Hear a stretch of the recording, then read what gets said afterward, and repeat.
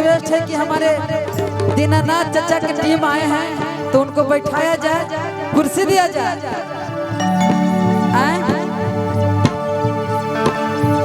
हमारे मंटू बाबू आए हुए हैं और दीनानाथ चाचा के सभी मित्रगण सभी लोग आए हैं, तो दीनानाथ चाचा के लिए कहेंगे, दीनानाथ चाचा से प्यार करने वाले सभी भाई लोग गार्जियन लोग झूमेंगे और कहेंगे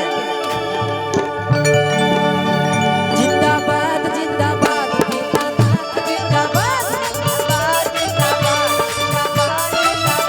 जिंदाबाद जिंदाबाद दीनानाथ जिंदाबाद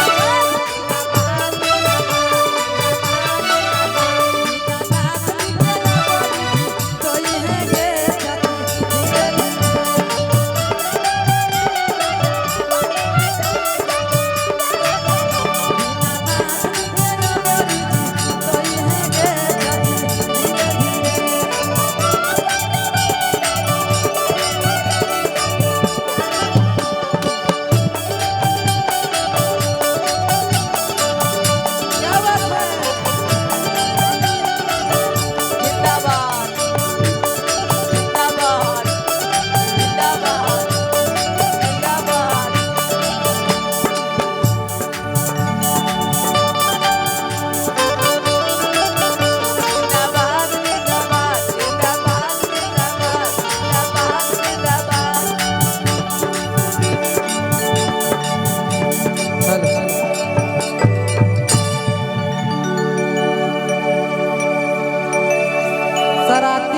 वाले भैया से रिक्वेस्ट है कि बराती मेहमान हैं आप सबके, तो कुर्सी खाली कर दीजिए और आप लोग का मान सम्मान बढ़ेगा।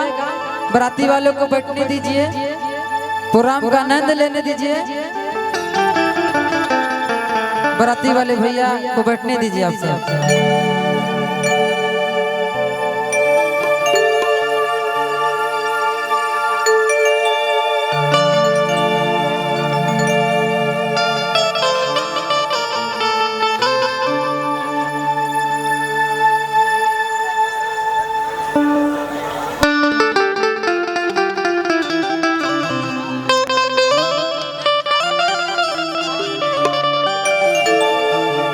हमारे राजद के जिला उपाध्यक्ष मंटू जी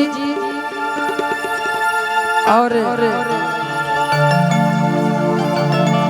अरविंद कुशवाहा जी राजद के जिला उपाध्यक्ष उपस्थित हैं।